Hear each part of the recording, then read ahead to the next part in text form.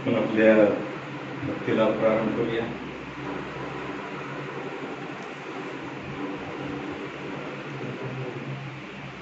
तुझे वचन माझ्या पावलाकरिता दिव्यासारखे व माझ्या मार्गावर प्रकाशासारखे आहे.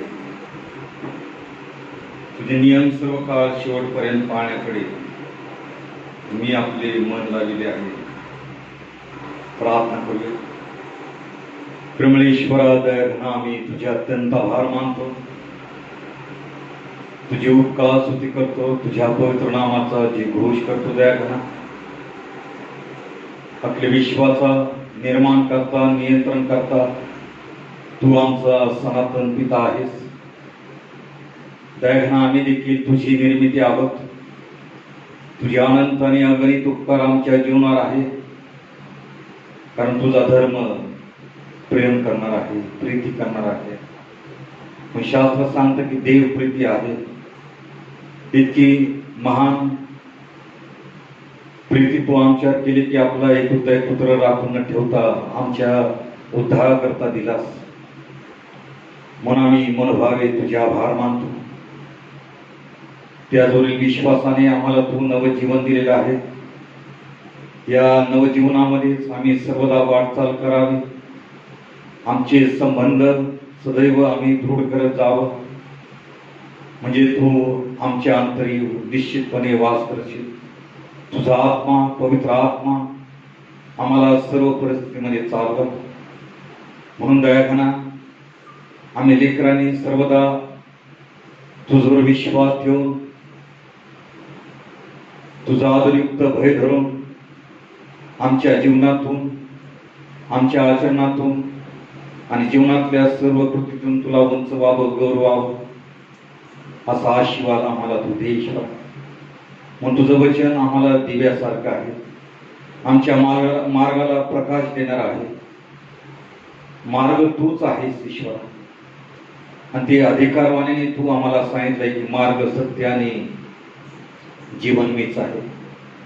म्हणून तुझ्या समोरच आम्ही नतमस्तक व्हावं, तुलाच आम्ही साष्टांग दंडवत घालावं आणि सर्वदा तुझ्या प्रकाशात विश्वासानं वाटचाल करावी. सर्व परिस्थितीमध्ये असा आत्मा आम्हा प्रत्येक लेकराला तू दे ईश्वरा, आणि आम्हा प्रत्येकाच्या जीवनाद्वारे तुझं गौरव तू करून घे. इथे जमलेल्या प्रत्येक तुझ्या दासावर, भक्तावर तुझी कृपा दृष्टी असू दे. जगभरामध्ये जिथे अशा प्रार्थना, उपासना, आराधना चालू असतील त्या सर्व तुझ्या आशीर्वादाने तू सफल संपन्न कर. या ठिकाणी जरी आम्ही रिक्त आलेलो आहोत तरी तुझ्या आशीर्वादाने आम्हाला तू तृप्त कर, आणि येणाऱ्या सप्तकामध्ये तुझी विशेष कृपा आम्हा प्रत्येक लेकराला तू पुरवू दे. आम्ही दुर्बळ मानव आहोत, अशक्त आहोत, दयाघना, अज्ञानी आहोत, गुणी आहोत. आमच्या हातून कळत नकळत घडलेल्या सर्व अपराधांची, पापांची आम्हाला क्षमा कर. तू केलेल्या सर्व दयेबद्दल, चांगलपणाबद्दल, उपकाराबद्दल कृतज्ञपणे आम्ही तुला हा उपकार यज्ञ समर्पण करतो. की तू कृतज्ञ तू आपल्या पवित्र हातामध्ये घे. तारणारा उद्धार प्रभू येशू ख्रिस्त त्याच्या गोड आणि प्रेरणावाद मागत आहे म्हणतो ईश्वरा, आमेन. परमेश्वराच्या गौरवार्थ आपण गीत गाऊया, आणि उपासना संगीतामधून गीत क्रमांक 2 हे गाऊया. मंगल चिंतन, मंगल दर्शन, मंगल तव गुणगान. मंगल चिंतन, मंगल दर्शन, मंगल तव गुणगान. मंगल चिंतन, मंगल दर्शन, मंगल तव गुणगान. मंगल सेवा मांगल्याचे, देवा तूच निधान. अंतरयामी खाली वरती, मागे पुढती ऊर्मी. प्रेम सागरा तुझ्या केळते, प्रेम सागरा तुझ्या केळते. मी त्यातले आम्ही हे तृण हे तरु हे गिरी हे नभ विश्व दिसे न दिसे ते त्या प्रेमाच्या मधुलरीने त्या प्रेमाच्या मधुलरीने तब तबलेले नुसते मी तव माझे गान तुझे ऐकणार जेते तुझेच देवा तुझेच तू हे तुझेच देवा तुझेच तू हे सांभाळून घे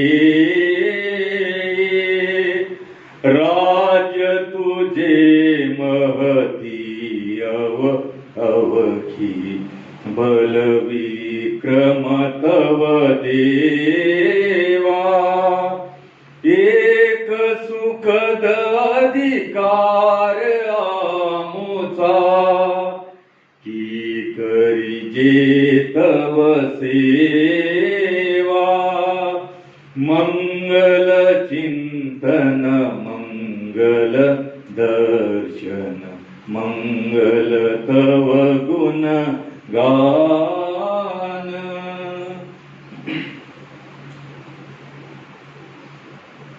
आपण उभे असताना ख्रिस्तांचा मतांकार म्हणूया. सर्व समर्थ देव पिता आकाश पृथ्वी यांचा उत्पन्न करणारा आणि येशू ख्रिस्त त्याचा एकुलता एक पुत्र आमचा प्रभू जो पवित्र आत्म्याच्या योगाने गर्भरूप झाला कुमारी मरियाईच पासून जन्मला ज्याने पंत ऐकला त्याच्या वेळी दुःख भोगिले ज्याला वधस्तंभी दिले जो मरण पावला व ज्याला पुरिले तिसऱ्या दिवशी मेल्यांमधून पुन्हा उठला स्वर्गात चढला आणि सर्वशक्तिमान देव जो पिता याच्या उजवीकडे बसला आहे तेथून जीवितांचा मेल्यांचा न्याय करावयास जो येणार आहे त्याविषयी विश्वास धरितो. पवित्र आत्मा पवित्र सार्वत्रिक मंडळी पवित्रांची सहभागिता पापांची क्षमा देहाचे पुनरुत्थान आणि सनातन जीवन याविषयी विश्वास धरितो. आमेन. मंडळीने कृपया खाली बसावं. आजच्या मनाकरता नेमलेला जो शास्त्र बघ आहे 28वा रविवार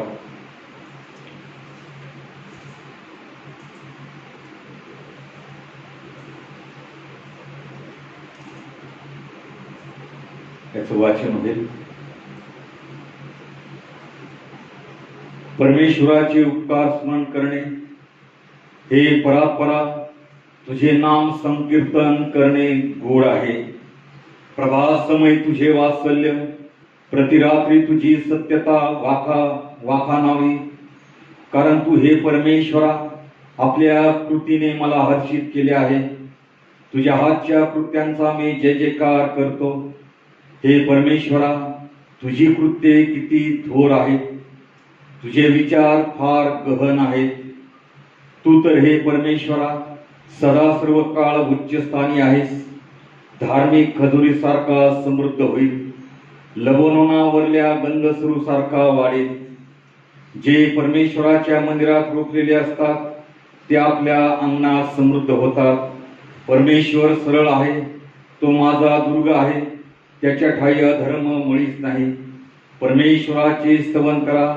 परमेश्वराच्या सेवकांनो स्तवन करा. परमेश्वराच्या नामाचे स्तवन करा. आतापासून सर्व काळ परमेश्वराच्या नामाचा धन्यवाद हो. सूर्याच्या उगवतीपासून मावळतीपर्यंत परमेश्वराचे नाम स्तवनीय आहे. परमेश्वर सर्व राष्ट्राहून उन्नत आहे. त्याचे वैभव आकाशाहून उंच आहे. परमेश्वर आमचा देव याच्यासारखा कोण आहे. तो उच्च स्थळी सिंहासनारूढ आहे. तो आकाश व पृथ्वी यांचे अवलोकन करण्यास लावतो. तो दिनात धुळीतून उठवतो आणि त्यास अधिपतीच्या आपल्या लोकांच्या अधिपतीच्या पंक्तीत बसवतो. परमेश्वराचे स्तवन करा. देवा करो ही वचन आम्हा करता आशीर्वादाची करो. त्याप्रमाणे दुसरा एक जो शास्त्र भाग आहे आजच्या माना करता योहान पुरुष वर्तमान याचा 15वा अध्याय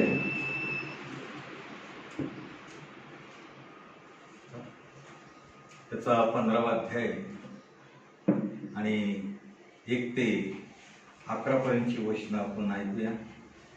द्राक्षवेल आणि पाटे.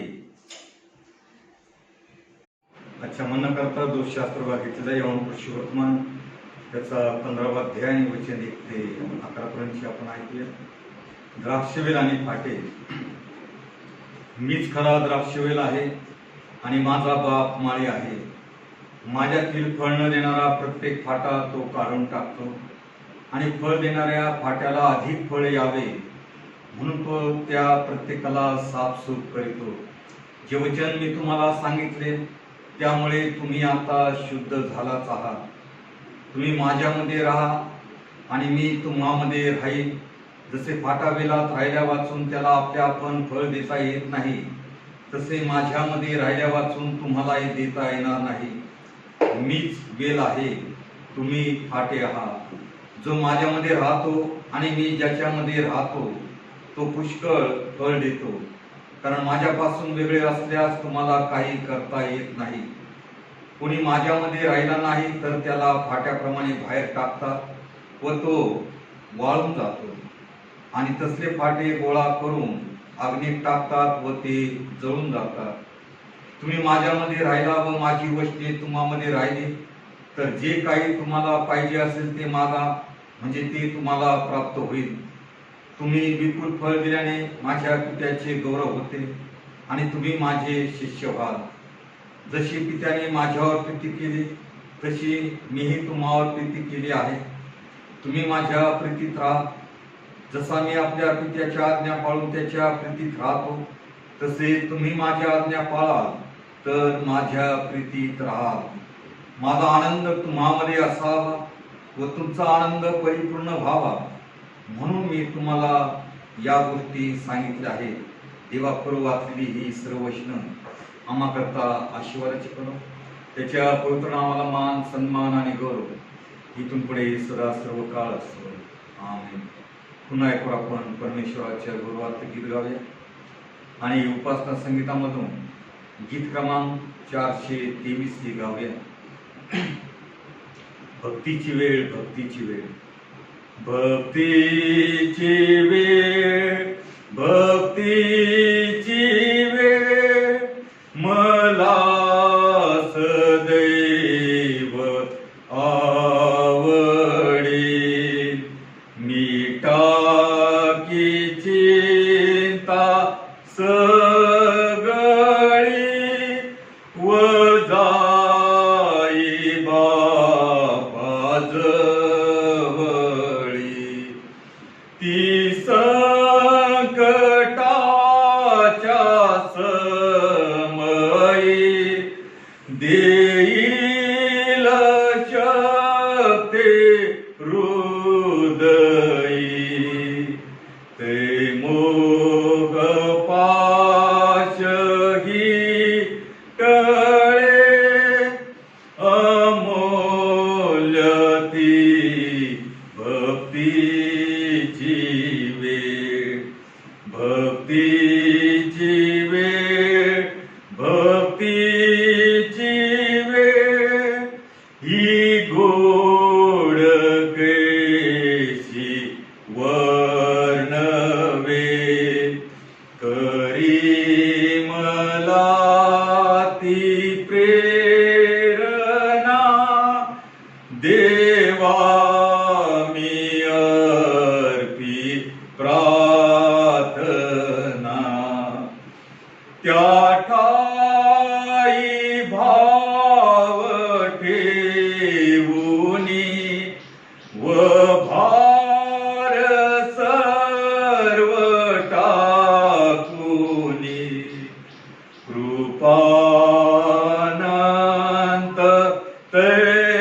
मिळे ही धन्य हो भक्तीची वेळ, भक्तीची वेळ, भक्तीची वेळ, जीवाधार ही लाभेल, देहातुनी सुटून या जाईवरे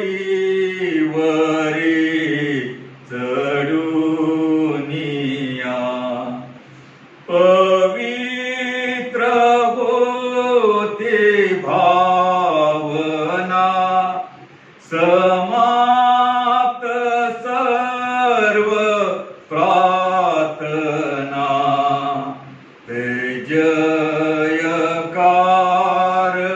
हो गरजे, सफळ ही भक्तीची वेळ, भक्तीची वेळ, भक्तीची वेळ.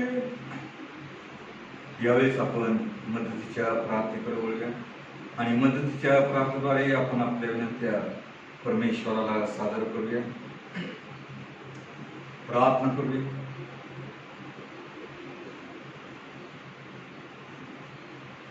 सर्व मान सन्मान गौरव आम्ही तुझ्या अति पवित्र थोर नामाला देतो. दयाघना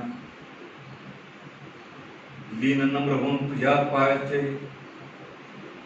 नतमस्तक होऊन तुलाच आम्ही लेकर साष्टांग दंडवत घालतो.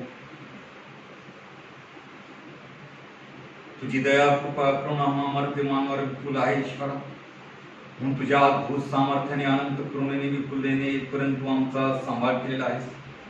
या सर्व तुझ्या दयेबद्दल चांगलपणाबद्दल आम्ही मनभावे तुझ्या आभार मानतो, तुझी उपकार स्तुती करतो, तुझ्या पवित्र नामाचा जे घोष करतो. दयाघना आम्ही चुकणारे अशक्त दुर्बळ पापी मानव आहोत. आमच्या हातून कळत नकळत घडलेल्या आमच्या सर्व अपराधांची पापांची आम्हाला तुझ्या दयेने कृपेने तू क्षमा कर. आमच्या अपराधाकडे पाहू नकोस, तर आम्हाला तुझ्या दयेची कृपेची क्षमेची आणि तुझ्या कृतिमय स्पर्शाची नितांत गरज आहे ईश्वर. या मदतीच्या प्रार्थनेद्वारे तुझ्या पवित्र चरणाशी नतमस्तक होऊन आलेला असताना आमच्या विनंतीच्या शब्दाकडे तुझं लक्ष आहे. आणि म्हणून प्रभू देव बापा, आमच्या ज्या गरजा आहेत त्या तू आम्हाला द्याव्यात अशी तुझ्या चरणी आम्ही नम्रतेची प्रार्थना करतो. प्रभू देव बापा, आम्ही प्रार्थना करतो दयाघना मंडळीवर तुझा आशीर्वाद आहे. मंडळीला तुझ्या अद्भुत सामर्थ्यात चालवतोस. सद्य परिस्थितीमध्ये प्रत्येकाला गौरव दे बापा. आम्ही तुझ्या अद्भुत सामर्थ्यात चालवित आहेस, आरोग्य पुरवत आहेस. सर्व वाईटापासून विकारापासून आम्हाला सुरक्षित ठेवत आहेस. आमचं आरोग्य आम्हाला तू देत आहेस. आमच्या गरजा कठीण परिस्थितीमध्ये पुरवत आहेस. म्हणून आम्ही तुझे अत्यंत आभार मानतो, तुझी उपकार स्तुती करतो, तुझ्या पवित्र नामाचा जे घोष करतो. दयाघना आज गौरव दे बापा, आम्ही प्रार्थना करतो आमच्या मंडळीतील जे वयोवृद्ध लोक आहेत ईश्वरा, या कठीण परिस्थितीमध्ये आम्ही वाटचाल करीत असताना विशेष करून त्यांचा सांभाळ करतोस. त्यांना पूर्ण शांती, आनंद, आरोग्य, समाधान पुरवतोस. म्हणून आम्ही तुझे आभार मानतो. त्यांच्याबरोबर सदैव तू हो ईश्वरा. आम्ही प्रार्थना करतो दयाघना मकासरे फाळकसाहेब यांच्याकरता प्रभू देवापा, त्यांना पॅरालिसिसचा अटॅक आलेला आहे. प्रभू देवापा, या सर्व कठीण परिस्थितीत त्यांचा सहाय्य करता हो. त्यांच्या सर्व गरजा तू पुरव आणि त्यांच्यावरील सर्व औषधोपचार, प्रयत्न, आशीर्वादाची, यशाची तू करावेस अशी तुझ्या चरणी आम्ही नम्रतेची प्रार्थना करतो आणि त्यांना आम्ही तुझ्या पवित्र हातामध्ये सोपवतो. त्याप्रमाणेच आम्ही प्रार्थना करतो प्रभू देवापा, करुणा सिस्टर यांच्यावर तुझी कृपा दृष्टी असू दे. त्यांना आरोग्याची गरज आहे. त्यांच्या जीवनात बऱ्याच घडामोडी घडलेल्या आहेत ईश्वरा. ज्या कठीण परिस्थितीमध्ये ते जात आहेत ईश्वरा, ती सर्व परिस्थिती दयाघना तुला ठाऊक आहे. प्रभू देवापा, त्यांचं तू सहाय्य करावं, त्यांचं तू मार्गदर्शन करावं, त्यांना या कठीण परिस्थितीमध्ये लागणारं धीर धैर्य पुरवावं अशी तुझ्या चरणी आम्ही नम्रतेची प्रार्थना करतो. त्याप्रमाणे पास्टर सुनील आवळे यांना देखील आरोग्याची गरज आहे. देवापा, त्यांना तुझ्या सामर्थ्याच्या हाताचा स्पर्श कर. लागणारं आरोग्य त्यांना तू पुरव.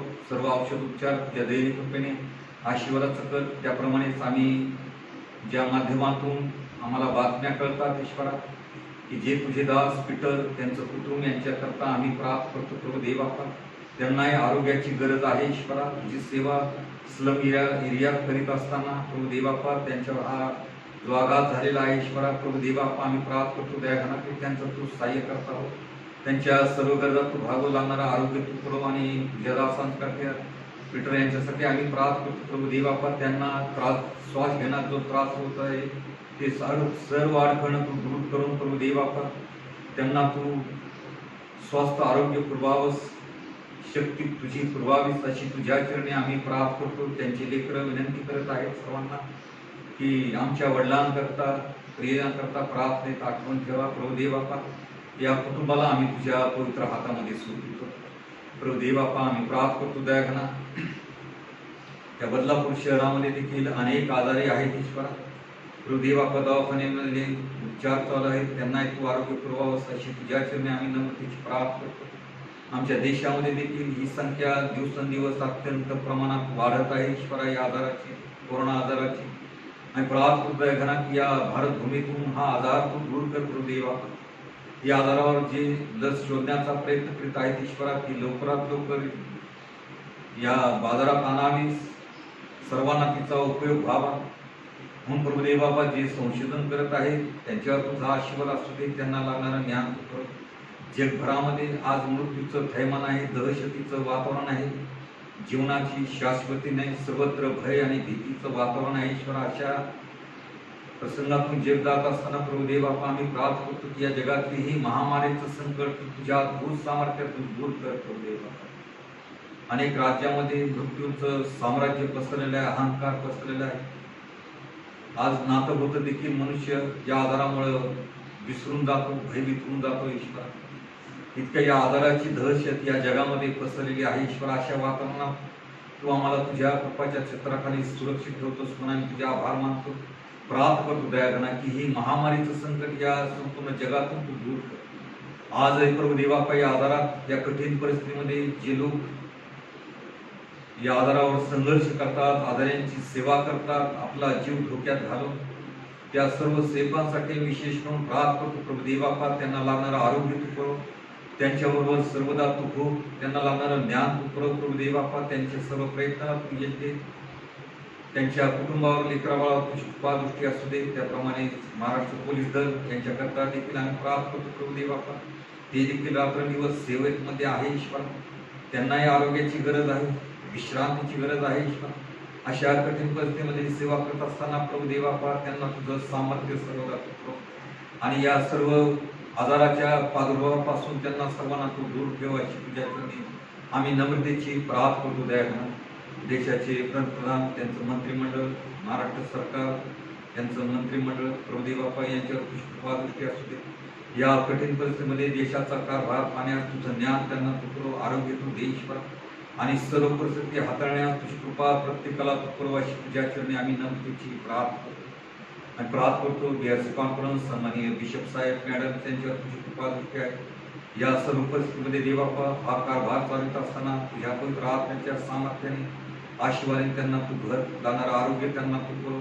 त्याप्रमाणेच आम्ही प्रार्थना करतो. डीएस वर्ग आहेत, बाळकीय वर्ग आहेत, एग्नेसेस आहेत, मिशनरीज आहेत, सेवक वर्ग, या सर्वांना तुझ्या अद्भुत सामर्थ्य तू चालवतो म्हणून आम्ही तुझे अत्यंत आभार मानतो. सर्वांना तुझा आशीर्वाद असू दे ईश्वरा. आम्ही प्रार्थना करतो देव बापा तुझ्या पवित्र नामाची सुवार्ता घालून दिवस करताय त्या सर्वात तुझा आशीर्वाद असतो. या सर्व कठीण परिस्थितीत आम्ही वाटचाल करीत असताना जो वेळ समय आम्हाला तू दिलेला आहे ईश्वरा की आम्ही आमचे संबंध तुझ्याशी वाढवावे, दृढ करावे. प्रत्येक कुटुंबामध्ये प्रभुदेव बापा अडीअडचणी आहेत. अडीअडचणीमुळं प्रभुदेव बापा किरकिर होते, कुरकुर होते, भांडणं होतात.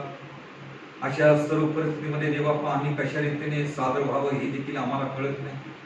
आमच्या जीवनावरील आमचा ताबा ढळतो देवबापा आणि त्यामुळं कुटुंबातली शांती निघून जाते, आशीर्वाद निघून जातो.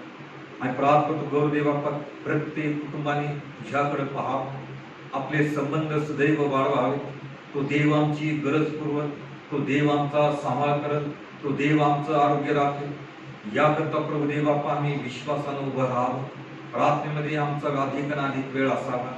आम्ही सर्व काही सर्व परिस्थितीमध्ये प्रभू देव बाप्पा तुझकडे पाहावं, तुझी वचनं आमच्या अंतरी असावी, म्हणजे तू आमच्यात निश्चितपणे वास कर. तुझा पवित्र आत्मा आम्हाला अशा कठीण परिस्थितीमध्ये मार्गदर्शन करेल, म्हणून तू आम्हा सर्व लेकरांचं सहाय्य कर. आम्ही शांततेने सर्व प्रसंगाला सामोरं जावं आणि तुझ्यावर आम्ही आमची भिस्त ठेवावी, कारण तूच आमचा आश्रयाचा बलदुर्ग आहेस.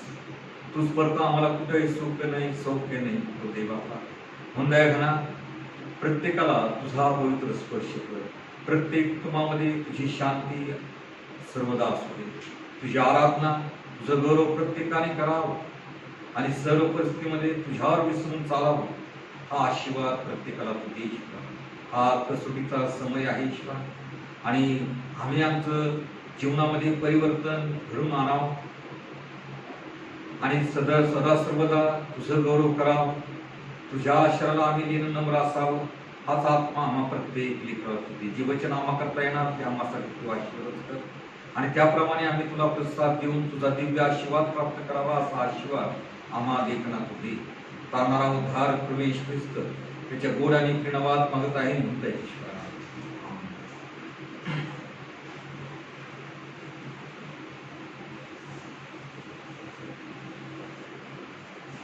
तो शास्त्र बघा आम्ही आजच्या म्हणण्याकरता वाचलेला आहे. योहान वर्तमान याचा 15वा अध्याय आणि 1 ते 11 पर्यंतची वचनं. अनेकदा आम्ही यावर मनन करतो, चिंतन करतो, परंतु देवाचं वचन हे सर्वदा सतेज आहे आणि ते आम्हाला सर्व परिस्थितीमध्ये मार्गदर्शन करणार आहे. म्हणून या अध्यायातून, या वाचलेल्या शास्त्र भागातून, या दाखल्यातून देव आमच्या समोर काही गोष्टी मांडू इच्छितो, त्याकडे आम्ही आमचं लक्ष केंद्रित करावं. देवाने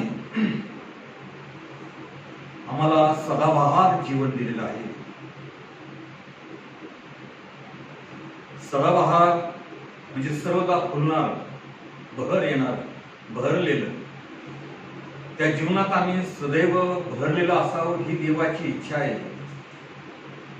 आणि त्या अनुषंगाने जर आम्ही त्याला प्रतिसाद दिला, त्याच्या अभिवाचनाला, त्याच्या शिक्षणाला, तर आमचं जीवन निश्चितपणे सदाबहार झाल्याशिवाय राहू शकणार नाही. या दाखल्यातून प्रवेश ख्रिस्ताचं नातं किती जवळचं आहे, जिव्हाळ्याचं आहे, हे द्राक्षवेल्याच्या दृष्टांतावरून दिसतं. स्वतः प्रवेश ख्रिस्ताने हा दृष्टांत सांगितलेला आहे. तो म्हणत आहे की मी खरा द्राक्षवेल आहे आणि तुम्ही माझे फाटे आहात. ख्रिस्त खरा द्राक्षवेल आहे, कल्पित किंवा दिखाऊ नव्हे, कारण त्याच्या काही खरोखर जीवन आहे.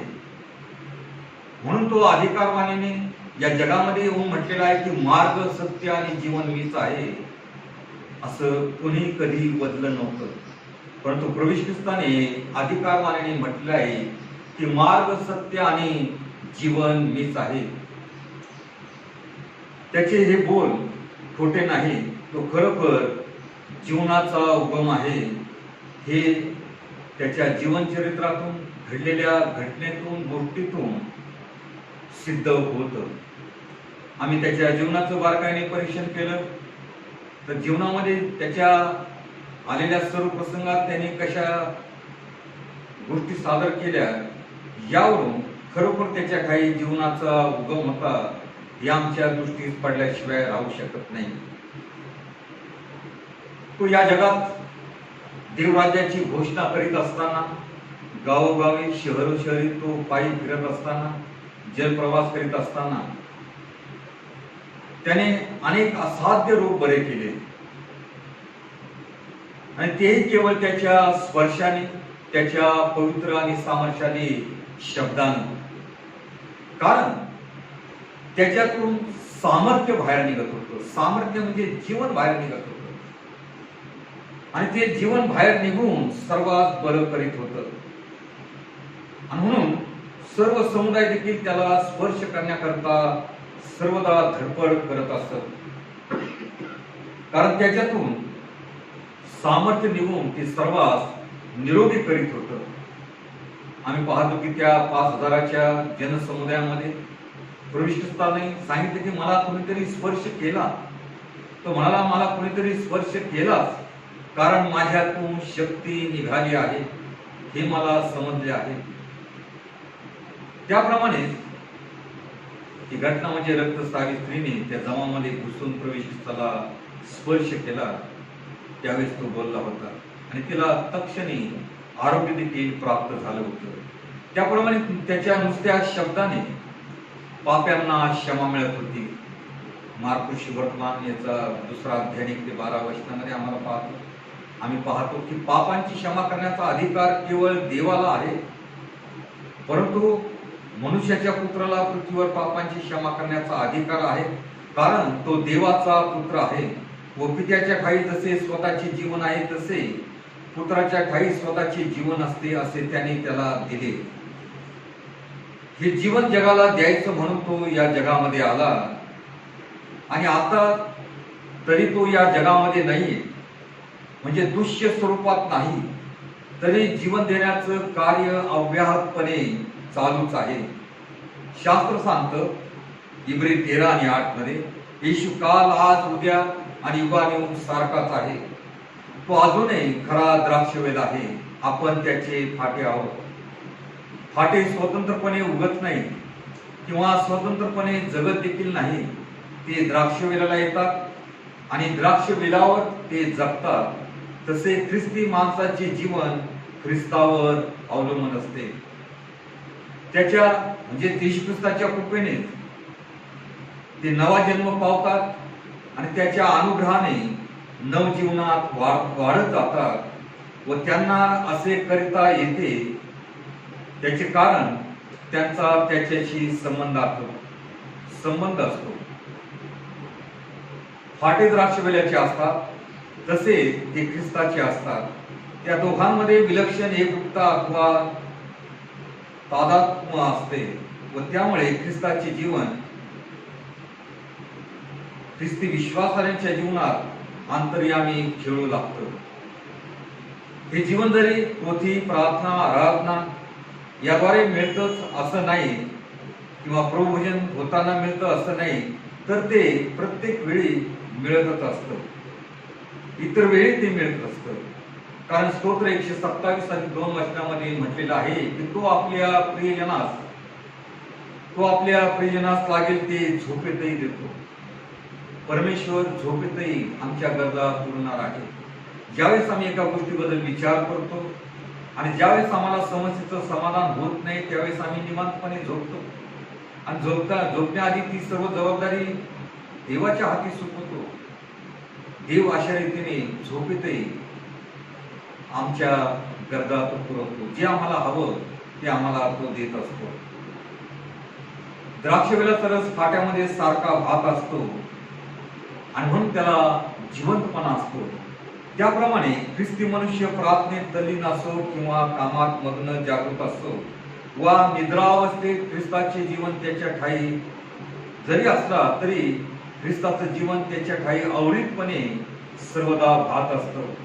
म्हणून संत पाऊल गलतीकाराच्या पत्रात 2 अध्याय 20 वचनामध्ये म्हणतो, मी ख्रिस्ताबरोबर वधस्तंभावर खिळलेला आहे आणि यापुढे मी जगतो असे नाही, तर ख्रिस्त माझ्या ठाई जगतो आणि आता देहामध्ये जे जीवन आहे ते त्याने मजवर वृत्ती केली व स्वतःला मज करता दिले त्या देवाच्या पुत्रावरील विश्वासाने आहे. फाट्यांना जीवन देणे हे वेलाचं काम आहे आणि वेलाला द्राक्ष देणे हे फाट्याचं काम आहे. ख्रिस्त आपल्या कामात कसूर करीत नाही. तो आपल्या सर्व अनुयायांना सनातन जीवन भरपूर देतो, परंतु सर्वच अनुयायी आपल्या कर्तव्याला जागत नाही. फाटे द्राक्ष देतात तसे आपण आपल्या जीवनाद्वारे देखील प्रभूने अपेक्षा केलेली आहे की आपल्या जीवनातून फळाची अपेक्षा केलेली आहे. 2 प्रकारच्या.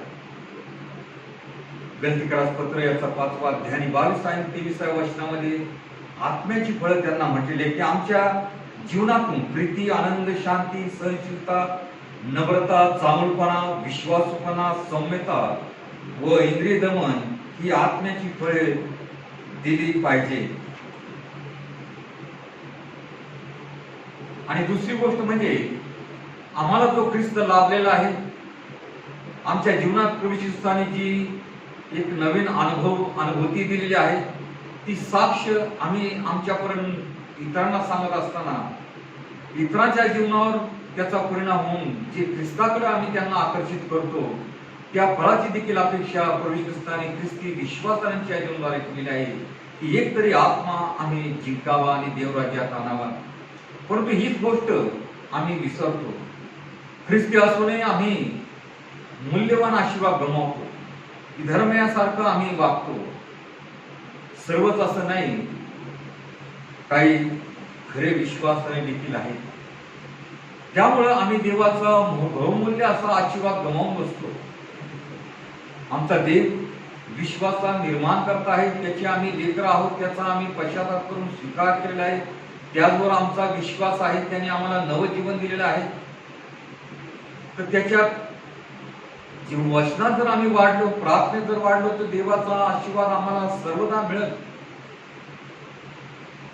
म्हणून देवाची अट आहे, देव अभिवचन देतो, परंतु अभिवचनाची परिपूर्तता करणं ही देवाची अट असते.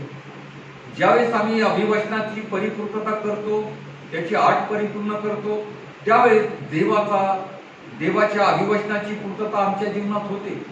अब्रामाला सांगितलं मुलाचं इसाकाचं अर्पण कर.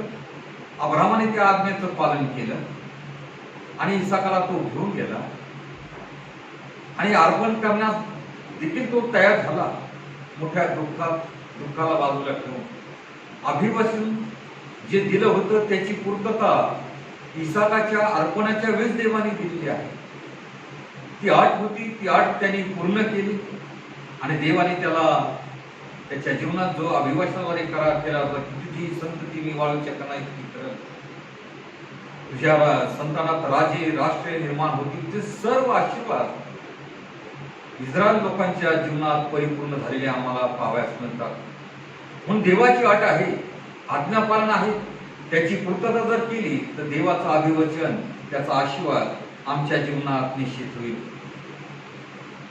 एका गावामध्ये एक गरीब व्यक्ती ख्रिस्ती होती, तो राहत होता आणि तो आपल्या कामात नेहमी तत्पर असत, देवभिरू होता. दुःखितांना तो भेटत असे, त्यांचं सांत्वन करीत असे. आजारांना भेट देऊन त्यांचं सांत्वन करत असत. अडल्या नडल्या लोकांना तो हातभार लावत असत आणि सर्वांशी प्रीतीने नीतीने वागे. एके दिवशी एक धार्मिक धर्मोपदेशक त्या गावामध्ये आला.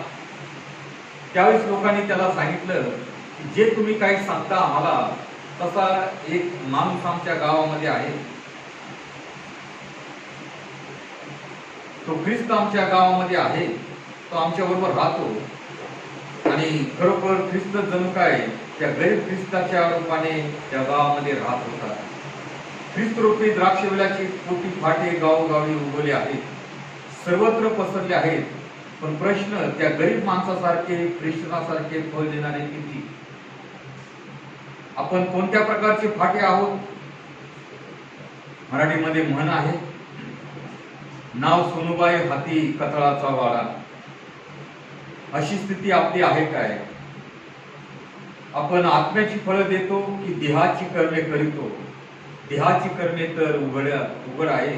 गलतीपत्र याचा 5वा अध्याय आणि 19 ते 21 वचनामध्ये आहे. निष्फळता आम्ही कधी नसावं, कारण निष्फळता ही प्रत्येकाला भोवतेच होते आणि निष्फळ झाडांना ज्याप्रमाणे माणसे तोडतात, त्याप्रमाणे निष्फळ माणसांना देव देखील तोडतो. ख्रिस्ताने स्पष्ट सांगितले आहे की माझ्यातील फळ न देणारा प्रत्येक फाटा तो तोडून टाकतो. फाटा तोडला की तो वाळू लागतो व वाळलेल्या फाट्याचा काय उपयोग? तो कसल्याच कामाला उपयोगी येत नाही. अग्नीत पडून भस्म होणे हेच त्याचे खरं भवितव्य. हेच भवितव्य आमचे देखील होऊ शकतं. तो मंडळीचा सभासद असेल, कदाचित संभावित सभासद असेल किंवा आरंभी त्याने कदाचित मोठी कामगिरी केली असेल, पण तो निष्फळ झाला की त्याच्या ख्रिस्ताशी जोडलेला संबंध तुटतो. देव त्याला बहिष्कृत करतो व देवाचा आत्मा ज्याप्रमाणे शौल राजाला सोडून गेला तसा ख्रिस्ताचा आत्मा त्याला सोडून जातो. तो ख्रिस्ताचा असला तरी ख्रिस्ताचा नसतो. आणि शास्त्र सांगतो रोमकरासपत्र याचा 8 अध्याय 9 वचनामध्ये, जर कोणाला ख्रिस्ताचा आत्मा नाही तर तो त्याचा नाही. आणि म्हणून अशा मनुष्याची शेवटची दशा पहिला दशेपेक्षाही वाईट होती. एक देवभक्त होते आणि ते मोठे अधिकारी होते शिक्षण क्षेत्रामध्ये, आणि त्यांचा शास्त्र अभ्यास अतिशय दांडगा होता. इतर धर्मातून ख्रिस्ताचा त्यांनी स्वीकार केला होता. अतिशय विद्वान व्यक्ती होती. एक विषय जवळजवळ 2-3 महिने ते बायबल स्टडीमध्ये घेत असत. आणि शेवटी उतारवयामध्ये या मनुष्याने ख्रिस्ताला सोडलं आणि त्यांचं शेवटची दशा फार वाईट झाली. आणि शेवटी नगरपालिकेने त्यांचं अंत्यविधी केला. म्हणून शास्त्र सांगतं की अशा मनुष्याची शेवटची दशा पहिल्या दशेपेक्षा वाईट होते. म्हणून आम्ही आमचं परीक्षण करणं गरजेचं आहे. आमची शेवटची दुर्दशा होऊ नये असे वाटत असेल तर आपण नेहमी फळ देणारे फाटे असावायला हवे, ही प्रभू ख्रिस्ताची इच्छा आहे. पण हे कसे होणार? आम्ही दुर्बळ आहोत. आज निश्चय करतो आणि उद्या तो मोडतो, हाच आमचा अनुभव असतो. परंतु शास्त्र सांगतं स्तोत्र 92 आणि 14 वचनामध्ये की ते वृद्धपणातही टवटवीत असतील, रस भरीत असतील आणि आपल्या देवाकरता फळ देणारे असतील. हे स्तोत्रकर्त्याची बोल प्रत्यास कशी येतील? यावर उपाय एकच, ख्रिस्त आपल्यामध्ये राहतो तसे आपण त्यामध्ये राहावे. जसे फाटा बेलात राहिल्या वाचून त्याच्याने आपल्या आपण फळ देवत नाही, तसे मधमध्ये राहिल्या वाचून तुम्हालाही देता येणार नाही. जो मधमध्ये व ज्याच्यामध्ये मी राहतो तो पुष्कळ फळ देतो. या प्रभूच्या वचनात सफलतेचा मार्ग दाखवलेला आहे. अन्न सेवनाने जशी शक्ती येते आणि तेव्हा शारीरिक काम करता येते, तसेच ख्रिस्ताचे जीवन आत्मसात केल्याविना आपल्याला आत्म्याची फळे देता येत नाही. याकरता त्यामध्ये राहणे, वाढणे आपणास अवश्य आहे. ख्रिस्तात राहणे याचा अर्थ काय? प्रीतीत राहणे. प्रीती एकरूपतेची किल्ली आहे. दोघांचे परस्परावर प्रेम असतं. ते शरीराने भिन्न तरी मनाने एक होत जातात. त्याप्रमाणे आपण ख्रिस्ताशी प्रीतीच्या बंधनाने एक दिलाचे, एक जीवाची व्हायला हवे. त्याची प्रीती अनुपम म्हणून त्याने आपल्याकरता जीव दिला व आपल्याला जीवन देत असतो. आपण त्या प्रीतीची लांबी, रुंदी, खोली समजून घेतली पाहिजे व प्रीतीचा मोबदला प्रीतीने दिला पाहिजे. आणि म्हणून खऱ्या प्रीतीचं लक्षण म्हणून अज्ञानतीपणा म्हणून ख्रिस्त पुढे सांगतो की जसा मी पित्याच्या आज्ञा पाळून त्याच्या प्रीतीत राहतो तसे तुम्ही माझ्या आज्ञा पाळाल तर माझ्या प्रीतीत राहा. त्याच्या आज्ञा भारी नाहीत. आपल्या प्रीतीमुळे, अपुऱ्या प्रीतीमुळे आपल्याला त्या कधी कधी भारी वाटतात. आपण त्या लगेच मोडतो व यामुळे आपल्या संबंधात लगेच बिघाड होतो. टाकीमध्ये पाणी आहे, ज्या टाकीला पाण्याचा नळ जोडलेला आहे त्या नळातून पाणी येत नाही. नळ ठीक आहे, परंतु त्यामध्ये अडखळ असल्याने पाणी येत नाही व त्यामुळे पाण्याचा प्रवाह बंद होतो. तसेच लहान पाप असलं तरी, गुप्त ठेवलेलं पाप असलं तरी आम्हाला बोलल्याशिवाय राहत नाही. आपण दुर्बळ मानव, पाप घडणार, तरी प्रेमळ प्रभू संबंध तोडून टाकणार नाही. तो आपल्याला वागून घेईल. परंतु आम्ही जाणून बुजून पाप करणं, ख्रिस्ताची आज्ञा बुद्धिपुरस्पर मोडणं हे अति घातक आहे. कारण आम्हाला ख्रिस्तापासून आमच्या जीवनाला जो दिव्य प्रभाव, जीवनाचा प्रभाव प्राप्त होतो तो रोखून धरला जाईल. जीवनच नाही मिळाले तर आपण जगणार कसे, फळ देणार कशी? याकरता आपण ख्रिस्ताशी जडलेला आपला संबंध अबाधित ठेवला पाहिजे. जो मनुष्य ख्रिस्तात राहतो तो विपुल फळ देतो व याने देवाचे गौरव होते. म्हणजे त्याच्या प्रीतीची, पावित्र्याची, सामर्थ्याची, ज्ञानाची महती जगाच्या निदर्शनाला येते. मग देव काय करतो? फळ देणाऱ्या प्रत्येक फाट्याला अधिक फळ यावे म्हणून तो त्या प्रत्येकाला साफसूप करीतो. साफसूप करताना फाट्याला छाटावे लागतात. ही क्रिया त्याला त्रासदायक वेदनामय असते, पण तिचं शेवटी त्याला जास्त फलद्रूप करते. ती प्रक्रिया शेवटी त्याला जास्त फलद्रूप करते. त्याप्रमाणे धार्मिक विश्वासधारांना या जगामध्ये पुष्कळ दुःखे भोगावी लागतात. मनुष्य कधी कधी संभ्रमात पडतो, का माझ्या जीवनात दुःख काय? मी देवाची प्रार्थना करतो, उपासना करतो, सर्व काही ऍक्टिव्हिटीज करतो, मग माझ्या जीवनात दुःख काय? त्याचं कारण आहे की धार्मिकांना विश्वासधारांना या जगात पुष्कळ दुःख भोगावे लागतात. नाना प्रकारच्या संकटांना सर्वदा तोंड द्यावे लागतं. परंतु परमेश्वर त्यांचा माळी असल्यामुळे त्या संकटातून त्यांचं नुकसान न होता उलट कल्याणच होतं.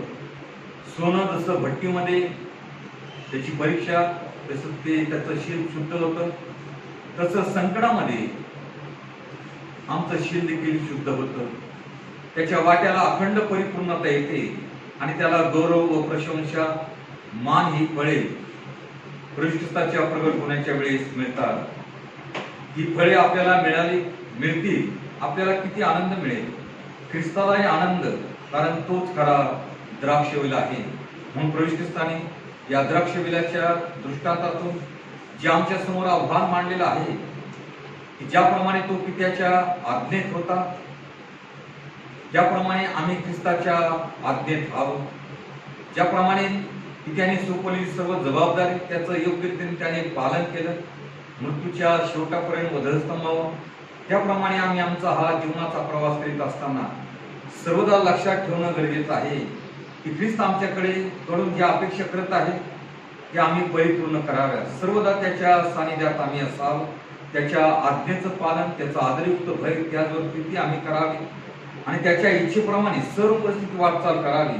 कारण देवाने आम्हाला सदाबहार जर जीवन दिलेलं आहे तर आमचं जीवन कदापि सदा बिमार होणार नाही. कारण हेच आहे की आम्ही देवाच्या या वाणीला, शिक्षणाला प्रतिसाद देत नाही. आम्ही आमच्या इच्छेला, बुद्धीवर आम्ही अवलंबून राहतो. म्हणून परमेश्वराने जे आमच्या समोर आव्हान ठेवलंय, जसा वेलामध्ये फाटा असतो तसं आम्ही ख्रिस्तरूपी द्राक्ष वेलामध्ये आम्ही जरूर राहणं महत्वाचं आहे. तोच खरा द्राक्ष वेल आहे, त्यामध्ये आम्ही राहणं, त्या ठिकाणीच आमचं भवितव्य देखील आहे. ज्याप्रमाणे त्याने पित्याच्या आज्ञा पाळल्या, आम्ही देखील त्याच्या आज्ञा पाळाव्या आणि ख्रिस्त रूपात देवाचा पवित्र आत्मा आमच्यामध्ये येईल आणि आम्हाला निश्चितपणे मार्गदर्शन करेल सर्व परिस्थितीमध्ये. देवा प्रयोगाद्वारे तुम्हाला मला आशीर्वाद देईल. प्रार्थना करू. प्रेमळेश्वरा, दयाघना, आम्ही तुझे आभार मानतो. वर्षाद्वारे आमच्या जीवनाशी बोलून आमच्या जीवनातून तू अपेक्षा करतो. हे विपुल जीवन विनामूल्य तू आम्हाला दिलेलं आहे. त्याकरता आम्हाला कुठलंच कष्ट पडलेलं नाही. सर्व दुःख, अपमान, वधस्तंभावर प्रविष्टाने सहन केला, आपलं बलिदान केलं आणि त्यातून आम्हाला हे नवं जीवन मिळालेलं आहे. म्हणून या जीवनाचा विनियोग आम्ही त्याच्या गौरवार्थ करावा, त्याच्या शिक्षणाला आम्ही प्रतिसाद द्यावा. ज्या गोष्टी आमच्या जीवनाद्वारे तो अपेक्षितो, ज्या फळांची अपेक्षा तो ख्रिस्त आमच्या जीवनाद्वारे करतो, ते देण्यासाठीच आम्ही सर्वदा प्रयत्नशील असावं असा आशीर्वाद आम्हा प्रत्येकाला तू दे. वचन केवळ आम्ही ऐकणारे नसावे, तर वचन अनुसरणारे असावे. तो प्रयत्न आम्ही सर्वदा करावा. जरी आम्ही दुर्बळ आहोत तरी पवित्र आत्मा आम्हाला सामर्थ्य पुरवेल. आमचा विश्वास तू दृढ आणि बळकट कर, हेच आमचं तुझ्याकडे मागणं आहे. तारणारा उद्धार प्रवेश त्याच्या गोड आणि प्रेमात मागतो म्हणते. यावेळेस दानार्पण होत असताना आपण आपलं दान आपल्या घरातील डब्यामध्ये किंवा वेगळ्या पात्रामध्ये काढून ठेवावं. आपण आपलं दान परमेश्वराला अर्पण करत असताना उपासना संगीतामधून गीत क्रमांक 508 त्याचं पहिलं आणि शेवटचं चरण गात असताना आपण आपलं दान परमेश्वराला अर्पण करूया. अर्पितो प्रभूला सर्वच काय. अर्पितो प्रभूला सर्वच काही, त्वरेने माझ्या मनी तू राही. अर्पितो प्रभूला संसार माझा समजून गमितो, निशिदिनी खटपट त्याची मी करीतो. तुझा मी आता जाणून नमितो, तुझा मी आता जाणून नमितो. ख्रिस्ता दयेने दिनास पाही. अर्पितो प्रभूला तनु ही झिजवी तुझ्याची पायी. मन हे लावी तुझ्याची ठाई. धन हे खर्ची तुझ्याची कारी. धन हे खर्ची तुझ्याची कारी.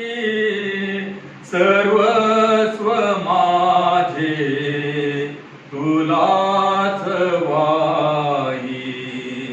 अर्पितो प्रभूला. दानावर आशीर्वाद मागे.